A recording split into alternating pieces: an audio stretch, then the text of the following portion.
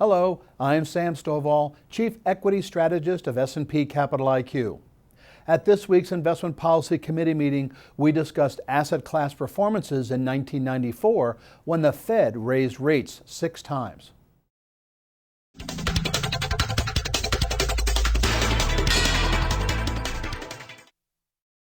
For the full year 1994, total returns for asset classes varied widely, but did not approach Armageddon levels in our opinion.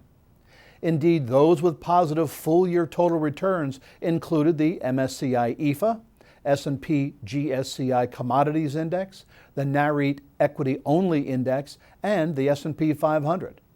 The equity decliners included the S&P Mid-Cap 400 and Small-Cap 600 indices, as well as the MSCI Emerging Markets Index. For bond investors, declines of nearly 4% were experienced by the Barclays Aggregate Index, while the Long Treasury Index slumped nearly 8%. Granted, it is very easy to dispassionately pass judgment on what seems like a forgettable year, especially from the hindsight of nearly 20 years.